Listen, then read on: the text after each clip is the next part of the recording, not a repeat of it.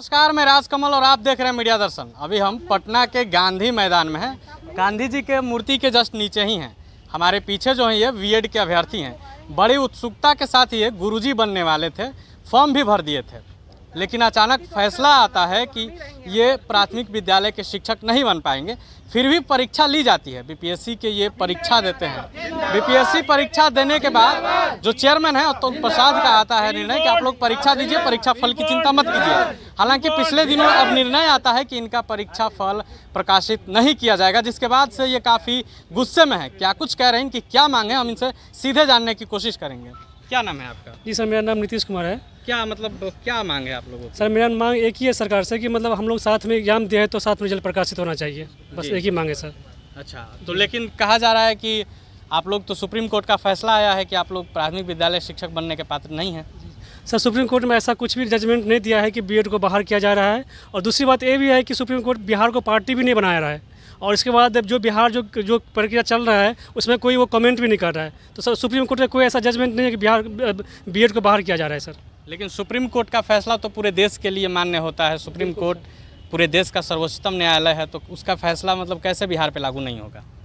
Sir मतलब ऐसा तो होना चाहिए कि मतलब जैसे जो एनसीटी के गाइडलाइंस है उसके अनुसार वो फॉलो करना चाहिए। जो एनसीटी का जो गाइडलाइन के अनुसार हम लोग ट्रेनिंग वगैरह किए हैं तो उसका फॉलो होना चाहिए सर।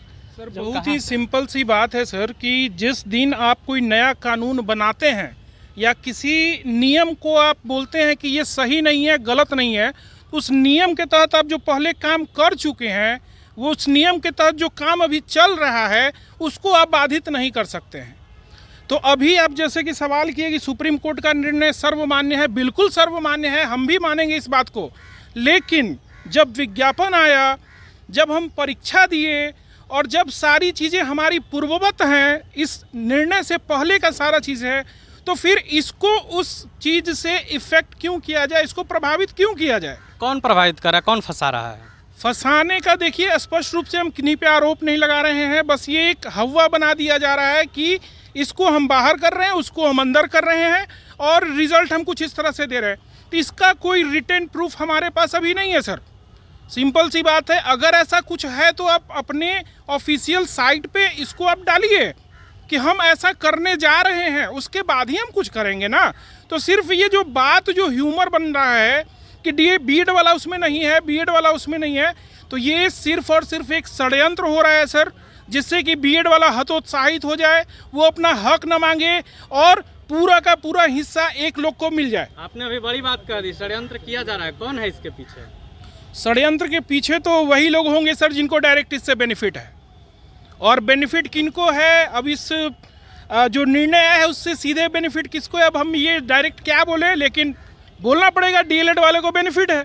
तो डीएलएड भाई को ये भी समझना पड़ेगा कि इस नियुक्ति के लिए हम लोग एक साथ लड़े हैं सर, एक साथ लाठी खाए हैं, एक साथ प्रोटेस्ट किए हैं, एक दूसरे को गले से गले लेके चले हैं, एक साथ हम लोग मतलब प्लानिंग किए हैं सर। तो जब उसका फल हमको मिल रहा है, जब हम मेहनत किए, जब उसका फल मिल रहा है, तो उससे ये हमको अलग कैसे कर सकते हैं?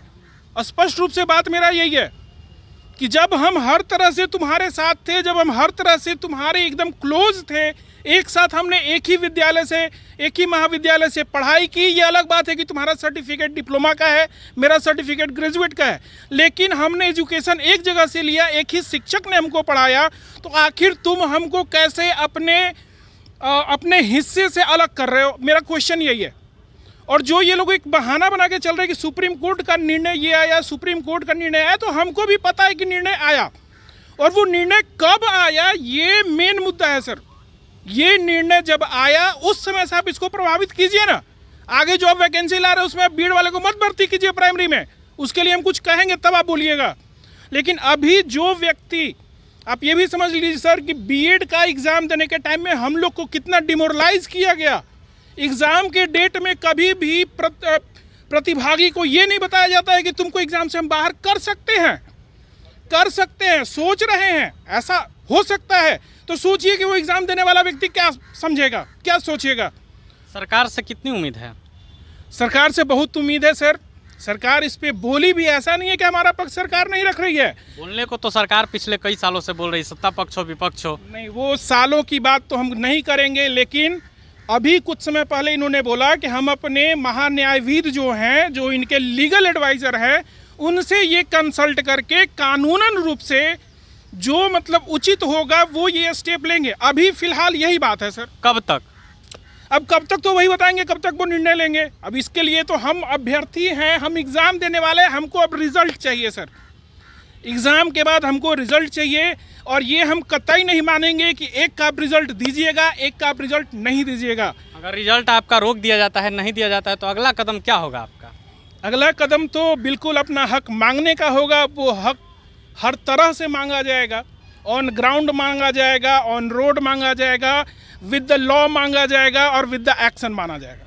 कहाँ से आई हैं? पटना से सर। क्या मांग? मेरा नाम रिजल्ट नहीं है सर, रिजल्ट मांग रहे हैं सारे बीएड विद्यार्थी, तो रिजल्ट ही मांग रहे हैं, क्योंकि उन्होंने कितने कष्ट से इस एग्ज़ाम को दिया है। सोचिए कितने परेशानी हो, कितने आप जब एग्ज़ाम हो रहा था कि उन्हें इस स्टेशन पर रात गुजारे, किसी ने रोड पर रास्ते गुजारे। सोचिए ऐसे ऐसे। मेरी 1 मंथ की बच्ची है सर, उसको मैंने गोद में लेके एक बारिश में एग्ज़ाम देने गई थी। बताइए, मेरी बच्ची का तबीयत ख़राब हो गया, मैं उसको हॉस्पिटल में भर्ती करवाई हूँ, 4 दिन वहाँ पे रख के उसका इलाज करवाई हूँ। आज मुझे कह दिया जाता है कि आप रिजल्ट का मान्य नहीं है। आप एग्ज़ाम तो दे सकते हैं पर आपको रिजल्ट नहीं मिलेगा। ये कहाँ का न्यायालय है सर? कोई भी न्याय है क्या? हम लोग एग्ज़ाम देंगे तो रिजल्ट की क्यों नहीं हम भागीदार हैं? एनसीटी गाइडलाइन के अनुसार हमने बीएड किया। मुझे मालूम था कि बीएड को हटा दिया जाएगा। अगर मालूम होता सर कि बीएड को हटा दिया जाता तो हम तो ये तैयारी ही नहीं करते। क्यों तैयारी करते? इतने 3 महीना अपना समय बर्बाद क्यों करते? परिवार की जिम्मेवारी थी, बच्ची की जिम्मेवारी थी, इसके बाद भी आपने तैयारी। अपने बच्चे को छोड़ के पटना में 3 महीना रूम लेके दिन रात हमने पढ़ाई की है। कितनी रात, पूरे रात गुजारी है एग्ज़ाम की तैयारी। हर दिन सपने को संजोगी कि चलो कम से कम जो भी मेरा मेहनत है, कल रिजल्ट होगा तो हम एक टीचर कहलाएंगे, हम टीचर बनेंगे। इस सपने को उम्मीद रख के ना हम आगे बढ़े थे। आज मेरा सपना इस तरह से चूर किया जा रहा है, इतना प्रताड़ित किया जा रहा है कि मानसून इतनी हो चुकी है कि लग रहा है कि क्या हम जिए या मर जाए सर। नहीं, देखिए भावुक नहीं होना है, सरकार पे विश्वास रखिए। सर मजबूर कर दिया जा रहा है सर। हम लोग इतने मजबूर हो गए ना सर कि भर रात रोते हैं सर, रिजल्ट को लेके परेशान होते हैं। लगता है कि क्या करें, मर जाए या जिए। पर सर हमारी 2 बच्चियाँ हैं, कैसे मर जाऊँ? मर भी तो नहीं सकती। अगर नहीं कोई होता तो शायद वो भी कर लेती सर, क्योंकि मैं मजबूर हूँ सर। इतना उम्मीद रखने के बाद आप सपने को कुचल रहे हैं। क्या मेरा सपना इसीलिए सजाए थे 3 महीना से? आपको पहले ही निकालना था तो कह देते ना कि ठीक है, आप लोग को एग्ज़ाम देने के लायक नहीं है, आप एग्ज़ाम मत दीजिए। क्या एनसीटी गाइडलाइन गलती करने के बाद कि उसकी भरपाई मैं करूँ? उन्होंने पहले क्यों नहीं बोला? अगर रिजल्ट आपको नहीं देंगे सर तो हम छोड़ेंगे नहीं सर, क्योंकि जितनी भी महिला है ना सर, इतना कष्ट से सोचिए, पेट में 9th मंथ के बच्चे रख के बेंच पे बैठ नहीं पा रही थी। मैंने सामने से उस महिला को देखी हूँ, बैठ नहीं पा रही थी, उठ बैठ कर के एग्ज़ाम दी है। कितनी महिला, सोचिए उनका तबीयत खराब होगा। बताइए कैसे कहा जा रहा है कि आपके लिए बाहर से वैकेंसी आ रही, आगे वैकेंसी आ रही। अरे भाई, जब हमने खाना बना, एक खाना बन चुका है सर, बना के खाने वाले हैं, एक बनाने की तैयारी हो रही है। क्या वो तैयारी हो पाएगी कि नहीं हो पाएगी? हम उस पर क्यों जाएँ? हमारी जो मेहनत है उसका फल मुझे मिला। आप जहाँ रखिए, मुझे नियोजन, सोचिए मुझे नियुक्ति चाहिए। आप कहाँ एडजस्ट करते हो? बिहार सरकार जाने कहाँ मुझे एडजस्ट करती है। बस मुझे यहाँ नियुक्ति चाहिए सर, क्योंकि इस नियुक्ति की तैयारी के लिए सर कितने रात हमने गुजार दी है। और हम लोग सोचिए सर, इतना प्रताड़ित हो गए, इतना रोते हैं ना सर कि पूरी रात निकल जाती है कभी कभी सोचने में कि हमारी गलती क्या थी, हमारी क्या गलती थी। बिहार सरकार मुझे बताए कि मेरी गलती क्या थी, बीएड साथी का क्या गलती था। बीएड वाले का पता होता अगर कि हम लोग उस लायक ही नहीं 1 to 5 के लायक, आगे तैयारी करते ना। ये 3 महीना जो समय हमने इसमें दिया, वो 3 महीना किसी और तैयारी करके आगे रिजल्ट निकल सकते थे। बच्चा परिवार के साथ अपने सपने को भी सजाए रखा। नीतीश कुमार हमेशा कहते हैं कि बिहार की महिलाओं के लिए कुछ भी करेंगे, कर भी रहे हैं, करते भी हैं। नीतीश कुमार से कितनी उम्मीद है? हम तो नीतीश कुमार सर से, आदरणीय नीतीश कुमार से बिल्कुल उम्मीद रखेंगे, क्योंकि वो लड़कियों के लिए बहुत कुछ करते हैं। हमको पता है कि हमारे लिए करेंगे और हमारे लिए आगे बढ़े, कुछ न कुछ रास्ता निकालेंगे। देखिए अतुल प्रसाद जी का भी आप ट्वीट देखे होंगे, उन्होंने लिखा था कि अगर रास्ते बंद हो जाते, मान लेते हैं कि आप कहीं भी आप घर बना लेते हैं और आपको सारे रास्ते बंद कर दिए जाते हैं, तो कहीं एक ना एक रास्ता आप घर छोड़ के नहीं लोग चला जाता है, रास्ता निकाला जाता है। तो हम भी तो माननीय नीतीश कुमार से ही कह रहे हैं ना कि हमारे लिए रास्ता निकालिए सर, आपके हाथ में है, बिल्कुल नीतीश कुमार जी के हाथ में, क्योंकि वही तो हम लोग की मुखिया है ना। और कौन है? बिहार सरकार की मुखिया वही है। और भी लोग हैं, बात करते हैं। कहाँ से आई हैं? हम पटना से हैं। मेरा सिर्फ यही माननीय महोदय नीतीश कुमार से कहना है, हम हाथ जोड़ के उनसे विनती करते हैं कि हम लोग का कंबाइंड रिजल्ट बनाए, बस हम, मेरा इतना ही रिक्वेस्ट है। और भी कुछ लोग हैं जिनसे हम बातें करते हैं। कहाँ से आए हैं? जी सर, मैं पटना से ही हूँ, मेरा नाम बिट्टू कुमार है। जैसे आपने आपका प्रश्न मैं देख रहा हूँ जनरल तौर पे कि आपने एक प्रश्न बोला है कि नीतीश कुमार से कितनी उम्मीद है, तो मैं आपको बताना चाहूँगा सर, कुछ पास्ट में ले जाता हूँ।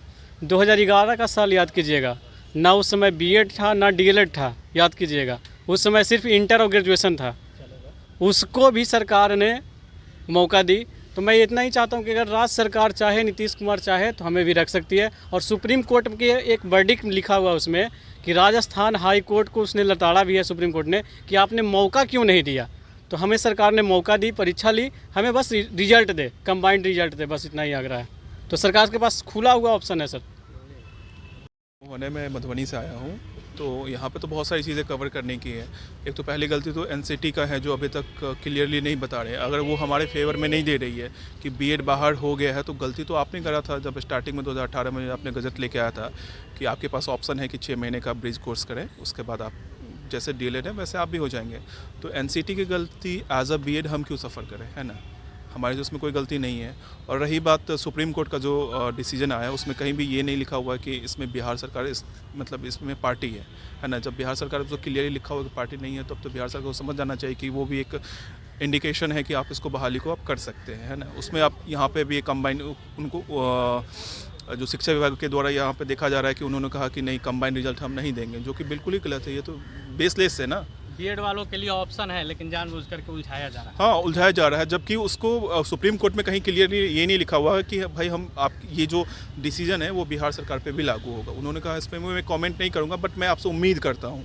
लेकिन उसमें ये भी है ना कि जब आपका जो फाइनल डिसीजन आया, डिसीजन आने से पहले जो भी चीज़ें होती हैं उस पर वो चीज़ें लागू नहीं होती। नोटिफिकेशन हमारा डिसीजन आने से बहुत पहले ही आ चुका था। तो ये तो बहुत कॉमन सेंस की बात है। जो माननीय अतुल प्रसाद और के पाठक है, ये लोग खुद ही IAS एंड IPS ऑफिसर हैं, तो इनको अच्छे से समझ में आना चाहिए कि भाई जब आप क्वालिटी एजुकेशन की बात कर रहे हो, तो क्वालिटी ऑफ जो कैंडिडेट है आप उसको बाहर नहीं कर सकते हो, है ना। तो अब कोई मान लीजिए 15, 20, 25, 30 नंबर लेके आप उसको शिक्षक में एज अ शिक्षक आप उसको नियुक्त कर रहे हो, और जिसके पास 50, 60 नंबर है उसको आप बाहर कर रहे हो, तो कहीं से भी औचित्य नहीं बनता है। Thank you. तो आपने बीएड अभ्यर्थियों को सुना। कई लोग जो हैं अपने सपने को सजा करके शिक्षक बनने के प्रयास में रात काट दिए। कई लोग जो थे वो पेट में बच्चा रखते हुए अपने सपने को टूटने नहीं दिए। इनकी उम्मीद है नीतीश कुमार से, इनकी उम्मीद है BPSC से। अब देखिए क्या कुछ होता है, ये तो देखने वाली बात होगी। फिलहाल बने रहे मीडिया दर्शन के साथ। अगर ये खबर आप YouTube पर देख रहे हैं तो चैनल को सब्सक्राइब करें। अगर ये खबर आप Facebook पर देख रहे हैं तो हमारे पेज को लाइक करें। वीडियो देखने के लिए आपका धन्यवाद।